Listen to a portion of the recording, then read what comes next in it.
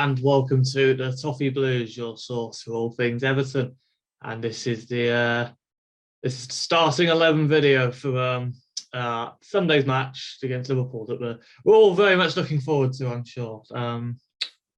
I don't think I've ever been less confident for a match at all. Like, even not even just for Derby, just any game we played at all. I've never expected anything out of a game less than I do tomorrow.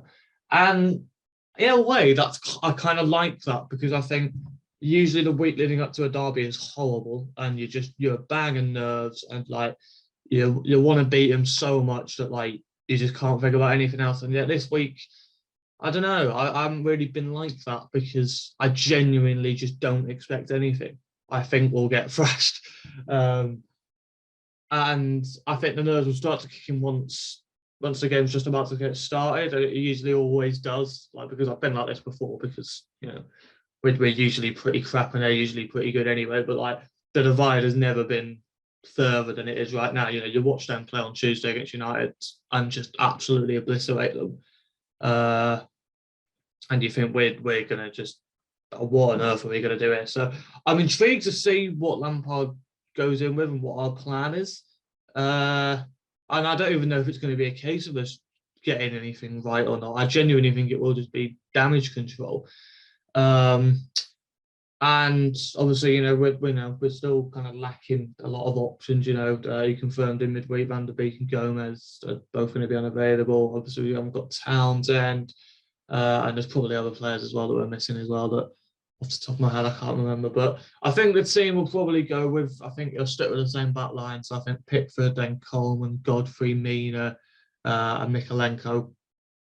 The fullbacks in particular will have a lot of work on, because dealing with their wingers, your Salahs, your Mane's. Mane's been in it's devastating form recently.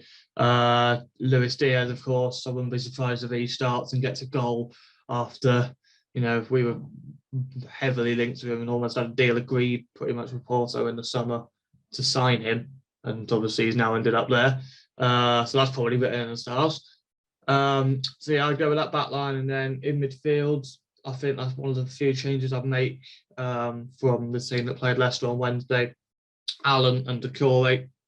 I'd start Doucouré. I know a lot of people, he hasn't been in the best of form, and that's a completely valid point, but I think his pressing and his pace on the ball, and his ability to get forward quickly compared to someone like Delph could be crucial against Liverpool and their intense press, and how quickly they move the ball and how direct they are. I think Delph will just be too slow for it, to be honest. I think it will not be a game for calm possession, because Liverpool will just swarm us because we're not good enough in possession. I think it will have to be quite a counter-attacking game. So yeah, Alan Doucouré in there, and then Iwobi sat in front of him. Sat in front of them two even. And then I'd start with the same attack that started against Leicester as well. Gray, Richarlison and Gordon. And I know a lot of people will be saying we should probably start Rondon after he came on and kind of changed the match. I don't see the point in that personally. I think, as I've just touched on there, too slow. He won't be an aerial presence with Van Dijk or Matip or Konate, whoever else is going to be starting alongside him. They'll win every header no matter who we're up against. So I think, if it was me, I think Sunday would just be a case of just sitting back and just trying to defend as much as possible, and then just hit them on the break. I think that's the best chance we've got. And I think Gray is a very good counter-attacking player. We saw that a lot more at the start of the season when we were playing this similar kind of system to Benitez, as opposed to the more possession style Lampard has now. And then, Gordon and Richarlison, they're quicker players than someone like Rondon, who will just hold everything up. And Iwobi as well has shown that in his midfield, he's a lot better running with the ball now than I think we maybe gave him credit for. The end product is still lacking, but his performances, he's probably been our best player the last few games, so he's got to start, and he's got to start in that position. And I see no reason why he wouldn't be dropped. But yeah, I'm not confident at all, to be honest. I think, yeah, I can't even imagine what sort of scoreline it'll be, but I don't think it'll be pretty. It's terrible to have to say, especially for a derby, but it's almost a write-off in my head just get it out of the way.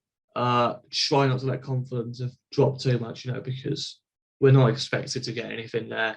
And then just move on to the next one. Obviously, we've got Chelsea after that. I know Chelsea are a good side, but at Goodison, there for the taking. Well, obviously, there'll be plenty of previews for that coming up the week after this one. So, yeah, that's my team. I'll be intrigued to see if Lampard goes in much different. I can't see Will. I hope he doesn't start Rondon in particular. I think that would be a mistake. He could be a threat off the bench, maybe, but even then, I just don't see it really. I think his threat will be so easily nullified by their two centre backs. So, yeah, that's the team I'll go with, guys. And fingers crossed we can get something. I doubt anyone is much more confident than I am. I think we're all kind of expecting the worst, and so anything other than that will be a plus. So, yeah, that's it for me, guys. Please leave a like if you enjoyed. Subscribe to the Toffee Blues for more Everton content. And I will see you next time. Cheers.